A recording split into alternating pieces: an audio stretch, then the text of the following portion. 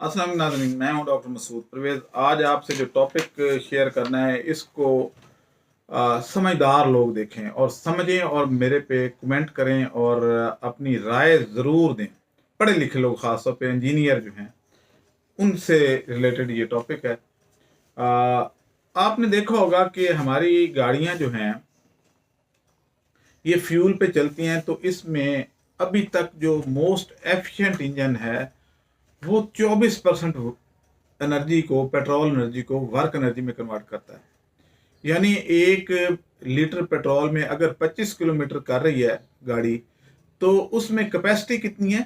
100 kilometre करने की। लेकिन बाकी 75 किलोमीटर जो उसने सफर करना है, वो एनर्जी ज़ाया हो जाती है इंजन में। ये जो हमारे आजकल इंजन है, कंबस्शन इंजन, चाहे टोयोटा है, होंडा है, जो भी है, इन सब में जो इंजन है वो 75 से 76% एनर्जी ज़ाया कर देता है। अब मैंने इस पे थोड़ा सा सोचा है, एक हाइपोथेसिस बनाई है, उसको टेस्ट भी किया है फिजिक्स के असूलों पे, तो वो उस पे बड़ी इम्प्लीमेंट हो रही है। अब ये है क्या, ये मैं इस वीडियो के एंड पे, आखिरी पार्ट में, आप ब्लैक बोर्ड पे मैं आपको समझाऊंगा, लेकिन पहले मैं वर्बली आपको कुछ बता दूं। कंबस्शन इंजन में गैसोलीन इन होती है, ऑक्सीजन हवा से इन होती है, और एक शोला जलाया जाता है, जो प्लग जो है बेसिकली वो स्पार्क करता है। यानी जैसे चूल्हे को आप तीली लगाते हैं, तो प्लग बेसिकली वो तीली लगाता है। उससे आग जब लगती है, तो पेट्रोल जब जब पेट्रोल को आग लगे, गैसोलीन को आग आग लगती है, तो इसका वॉल्यूम 6 से 8 गुना बढ़ जाता है। यानी अगर इतने सी हवा अंदर है, तो वो 8 गुना बढ़ती है, तो वो पिस्टन को पुश करके ऊपर ले जाती है। और जब पिस्टन पुश होता है, तो उसकी जो क्रैंक है वो घूमना शुरू कर देती है, और उससे हम गियर लगा के तो गाड़ी की स्पीड को कंट्रोल कर लेते हैं। और यानी आप यूं समझ लें कि गाड़ी के अंदर एक चूल्हा है जो जल रहा है, हर पिस्टन एक चूल्हे का काम कर रहा है, और उससे गाड़ी जो है वो मूवमेंट हो रही है। और वो हीट बाकी जो है, जैसे चूल्हे से ज़ाया होती है, खाना तो थोड़ी सी हीट से पक जाता है, बाकी हीट तो ज़ाया हो जाती है। तो ये भी सारी एनर्जी जो है वो ज़ाया कर देती है गाड़ी। अब मेरी जो हाइपोथेसिस है, या मेरा जो ये साइंटिफिक एक प्रपोजल है, वो ये है कि अगर एक ऐसा इंजन बनाया जाए जिसमें, इसके अंदर जो कंबस्टन इंजन है, इसमें वाटर सर्कुलेट करता है, वाटर बॉडी होती है, वो ठंडे पानी को अंदर लेके जाती है और इंजन की हीट निकाल के रेडिएटर में डालती है, और उससे वो हवा में चली जाती है हीट, और पानी ठंडा होकर दोबारा गाड़ी में चला जाता है। और जब पानी आ रहा होता है इंजन से, तो that is about 120 degree centigrade, यानी स्टीम होती है बेसिकली। और रेडिएटर में जब ठंडी होती है वो स्टीम, तो पानी बन जाती है। अगर इस जगह पे, जहां से पानी स्टीम की सूरत में निकल रहा है, और दूसरी जगह से पानी ठंडा इन हो रहा है, ठंडा जहां से इन हो रहा है, वहां पे अगर आप पेट्रोल डाल दें और एक क्लोज सर्किट उसकी वायरिंग कर दें कि उसमें लीकेज का खतरा ना हो, तो वो जो पेट्रोल अंदर जाएगा वो उस हीट से स्टीम बन जाएगी। स्टीम क्या, वो यानी एक गैस बन जाएगी, और वो गैस जो है वो आपके रेडिएटर में चली जाए। और रेडिएटर से पहले अगर वो आप एक ऐसा इंजन लगा देते हैं जिसमें गैस जब ये जाए पेट्रोल की, फर्ज करें ये ऊपर उसके पिस्टन है और ये गैस अंदर गई, तो ये उसको पुश कर देगी, क्योंकि ये बहुत प्रेशर होगा, जैसे स्टीम इंजन में होता है। अब स्टीम इंजन में यही होता है कि भाप जो है वो पिस्टन को ऊपर पुश करती है और रेलवे इंजन चलता है। तो स्टीम इंजन आज भी अवेलेबल है पाकिस्तान में। अब यहाँ पे उस भाप की जगह पे आपने पेट्रोल की भाप डाल दी है। पेट्रोल की भाप पानी की भाप से 10 गुना ज्यादा ताकतवर होती है, यानी ये उठा के उसको पुश कर देगी। और जैसे ही ऊपर से पुश होगी, तो वॉल्व से ये पेट्रोल वाली गैस या गैसोलीन ये निकल के रेडिएटर में चली जाएगी। इसमें कहीं से हवा इन नहीं होनी। अब जहां पे वो रेडिएटर में जाएगी, तो वहां जाके ये गैस ठंडी हो जाएगी, क्योंकि हवा आ रही होगी ठंडी, और इसका टेम्परेचर जो 120 या 100 पे है, वैसे ये पेट्रोल का नीचे रहता है, क्योंकि ये एक कम टेम्परेचर पे गैस में कन्वर्ट हो जाता है। अब ये जो जब रेडिएटर में जाएगी ये गैस, तो आपका जो हवा है, जो पंखा है, वो उसमें से ठंडी हवा गुजारता है, तो वो ठंडी हवा से ये दोबारा पेट्रोल बन जाएगी। अब वहां से ये पेट्रोल दोबारा पंप हो जाएगा इंजन में और ये एक सर्कल बन जाएगा। लेकिन इससे फायदा क्या होगा कि पहला जो इंजन है उसमें जो पेट्रोल पहले खर्च हो रहा था वही हो रहा है, और उसकी जो हीट एनर्जी थी वो इस पेट्रोल को उड़ाने में, गैस बनाने में इस्तेमाल हो जाएगी। चाहे सारी ना हो लेकिन कुछ इस्तेमाल हो जाएगी। अब अगर ये इस्तेमाल हो जाती है तो हमारा एक इंजन के साथ एक और इंजन इसी पेट्रोल पे, यानी उसमें अलग खर्च ना नहीं हुआ, इसी पेट्रोल पे वो डबल यानी एनर्जी पैदा हो जाएगी और गाड़ी डबल किलोमीटर करेगी। फर्ज करें 25 किलोमीटर आपकी एवरेज है या 20 किलोमीटर है तो वो 40 किलोमीटर करेगी, तो यानी पेट्रोल की खपत आधी रह जाएगी। अब यहाँ पे एक सवाल ये पैदा होता है कि क्या इसमें आग नहीं लग जाएगी? आग उस वक्त लगती है किसी भी चीज को जब उसमें आप ऑक्सीजन इन करें और साथ में शोला लगाएं। तो इधर क्योंकि पेट्रोल जो है वो बंद है और इसमें कोई हवा की एंट्रेंस है ही नहीं, वो क्लोज सर्किट है, तो पेट्रोल गैस में कन्वर्ट हो रहा है और बाद में लिक्विड में, गैस में लिक्विड, जैसे एयर कंडीशनर में होता है। तो अब ये जो होगा ये हीट एनर्जी को वर्क एनर्जी में कन्वर्ट कर देगा। अब मैं आपको बोर्ड पे ले चलता हूं और वहां आप देखें कि ये क्या हो रहा है इसका सिलसिला। तो अब आए मेरे साथ बोर्ड पे। जी, तो आज मैं जो बात करने वाला हूँ वो ये है मैकेनिज्म। पहले मैं आपको बताऊंगा कि मैकेनिज्म है क्या। आप ये देखें कि ये एक ट्रक का इंजन है या कार का इंजन है।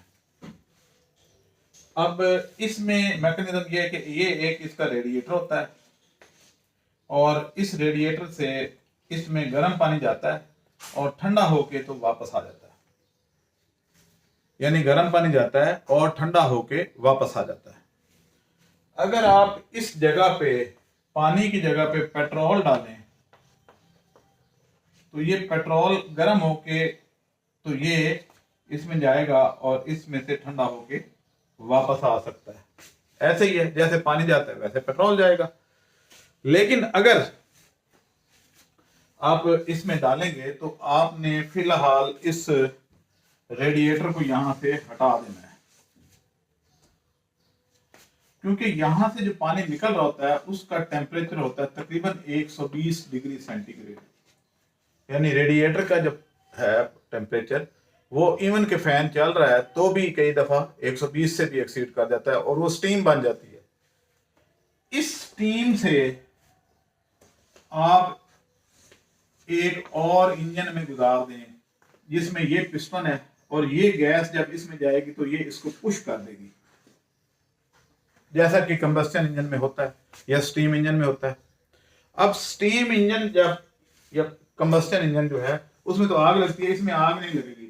ये गैस का प्रेशर इतना होगा कि ये पिस्टन ऊपर जाएगा और यहां से ये पेट्रोल गैस जो है ये वापस बाहर निकल जाएगी और इसको वापस इसमें इंजन में डाल दें रेडिएटर के थ्रू। यानी ये रेडिएटर लग गया, जब इसमें से गुजरेगी तो ये गैस लिक्विड बन जाएगी और ये लिक्विड फिर पेट्रोल बन के तो इस इंजन में चले जाए और ये सर्कल जो है इधर इधर आया तो ये गैस है, इसने ऊपर किया, रेडिएटर में गई तो ठंडी होकर लिक्विड बन गई और ये दोबारा पेट्रोल बन के इधर आ गई। अब यहाँ पे एक सवाल मुझे पता है कि आप लोगों ने करना है कि जी इसको आग लगेगी, ये तो जल जाएगा। पेट्रोल उस वक्त जलता है जब ऑक्सीजन मौजूद हो। ऑक्सीजन के बगैर कोई चीज नहीं जल सकती। तो ये जो पेट्रोल है इसमें आपने क्लोज सर्किट दिया है, इसमें कोई आपने हवा को इन नहीं होने देना। ये जितना मर्जी गर्म कर लें इसको आग उस वक्त तक नहीं लगेगी जब तक हवा अंदर ना आए। तो इसमें क्योंकि हवा नहीं आ रही, ये पेट्रोल गैस में और गैस से फिर पेट्रोल में खुद ब खुद कन्वर्ट होगा और इस तरीके से आप एक पेट्रोल, फर्ज करें आपकी गाड़ी 30 किलोमीटर का रही है, 20 किलोमीटर का रही है, तो इस तरीके से वो डबल करेगी, यानी पेट्रोल की खपत आधी रह जाएगी। क्योंकि आ, जो पेट्रोल है उसका 75% बल्कि 76% जो है वो हीट एनर्जी में वेस्ट हो जाता है। आज तक जितने भी इंजन बने हैं उनमें सबसे एफिशिएंट इंजन जो है वो सिर्फ 24% वर्क एनर्जी प्रोड्यूस करता है। और वो जो मैंने रिसर्च की उसमें होंडा कंपनी ने बनाया। होंडा कंपनी का इंजन जो है वो 24% वर्क करता है, बाकी 76% पेट्रोल जाया कर देता है। किसमें? In shape of heat. अब इधर जो ये हीट है ये क्योंकि पेट्रोल को इवेपोरेट करने में, प्रेशर बनाने में खर्च हो रही है, तो ये वो जो वेस्ट एनर्जी है इन शेप ऑफ हीट वो वर्क एनर्जी में कन्वर्ट हो जाएगी।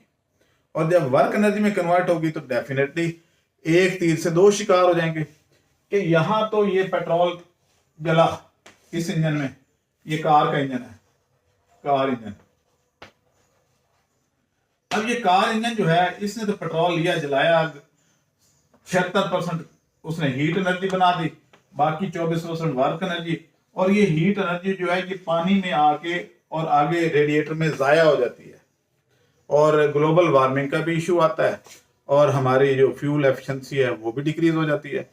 लेकिन इस मॉडल में अगर ये मॉडल कर दिया जाए तो एक छोटा सा इंजन और साथ रखना पड़ेगा और पहला इंजन जो है उसको छोटा करना पड़ेगा, या उतना भी रहे लेकिन छोटा कर दें तो दायरा जगह ज्यादा बन जाएगी और उसको छोटा करने की जरूरत नहीं है, जगह चाहिए। तो एक छोटा इंजन जो है, या आप यूं कह लें कि 660 सीसी इंजन जो है उसके साथ ये तो पेट्रोल ले रहा है, इसके साथ एक 660 सीसी इंजन जो है वो मुफ्त में चल जाएगा, वो मुफ्त में चल जाएगा। और इस तरीके से हमारी जो है फ्यूल एफिशिएंसी हो सकती है। क्योंकि मैं एक इंजीनियर नहीं हूं और मैं ये सारा खर्चा कर नहीं सकता, मेरी पॉकेट इस चीज की इजाजत नहीं देती। तो आप में से जो लोग इंजीनियर हैं जिनके पास वर्कशॉप है या इंजीनियरिंग यूनिवर्सिटीज बनी हुई हैं, वो अपने किसी स्टूडेंट को ये प्रोजेक्ट दे दें। और जब टेक्नोलॉजी आप बनाएंगे तो आप पूरी दुनिया पे छा जाएंगे। जैसे जापान है, टेक्नोलॉजी में, ऑटोमोबाइल टेक्नोलॉजी में आगे है। आप अगर ऐसी कोई गाड़ी बना लेते हैं जो 50 किलोमीटर करती है 1 लीटर में, तो मेड इन पाकिस्तान गाड़ी शुरू हो जाएगी। चलें बॉडी तो उन्हीं की ले लें, या बॉडियां तो यहाँ मिल जाती है, चुबुर्जी में पूरी सुजुकी की बॉडी मिल जाती है, उसमें इस तरह के 2 इंजन छोटे लगा दें, एक कंबस्टन हो, दूसरा सिर्फ प्रेशर ओरिएंटेड हो, और इस तरीके से 2 इंजन एक ही पेट्रोल पे चलेंगे और उससे हीट एमिशन भी कम होंगे। और जब हीट एमिशन कम होगी तो ग्लोबल वार्मिंग पे कंट्रोल हो जाएगा। और दूसरी बात यह है कि दूसरे इंजन ने कोई एक्स्ट्रा एनर्जी नहीं लेनी। आप अपनी राय जरूर दीजिएगा इस पे कि क्या मैं दुरुस्त हूं, क्योंकि मेरी नजर में ये बहुत अच्छा काम है और इस थ्योरी को इंप्लीमेंट हो जाना चाहिए। जरूरी नहीं है कि जो थ्योरी दे वो ही करे, जेड़ा बुआ खोले वही, जेड़ा बोले वही बुआ खोले, ये चीज नहीं होनी चाहिए। आइंस्टाइन ने क्या मैथ्स को एनर्जी में कन्वर्ट किया था, या एनर्जी को मैथ्स में कन्वर्ट किया था? नोबेल इनाम कैसे मिला? सिर्फ थ्योरी दी है ना, मफरूजा है। तो मफरूजों पे ही साइंस पहले पलती है, उसके बाद उसकी फैब्रिकेशन या रिफाइंड शेप में कोई प्रोडक्ट आती है। सबसे पहले हाइपोथेसिस होती है, मफरूजा, उसके बाद उसकी इथेंटिकेशन होती है। इथेंटिकेशन जब हो जाती है तो फिर आगे उसकी कमर्शियल प्रोडक्शन होती है। तो ये अभी हाइपोथेसिस है। क्या है? हाइपोथेसिस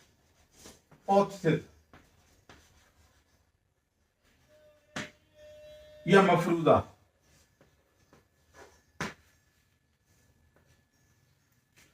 तो ये अभी एक हाइपोथेसिस डेवलप हुई है। और याद रखिएगा, साइंस का पहला असूल जो है वो हाइपोथेसिस होता है या मफरूजा होता है, उस पे फिर आगे चलती है। उस मफरूजे को या हाइपोथेसिस को टेस्ट किया जाता है, उसकी लॉजिक देखी जाती है, क्या वो फिजिक्स के असूलों पे फिट बैठता है। अगर वो फिट बैठता है तो फिर उस पर काम शुरू हो जाता है। हाइपोथेसिस मैंने दे दिया, इसको मैंने सारे फिजिक्स के असूल लगा के देख लिए हैं, इट इज ओके, इसमें कोई मुझे फॉल्ट नजर नहीं आया। लेकिन अहले इल्म और भी हैं, वो इसमें कोई फाल्ट निकाल के दिखा दें तो फिर ठीक है, फिर इसको मैं छोड़ दूंगा। लेकिन अगर ये ठीक है तो इसको इम्प्लीमेंट होना चाहिए। और अगर पाकिस्तानी ये काम करेंगे तो मेरा ये ख्याल है कि कौम ऊपर चली जाएगी।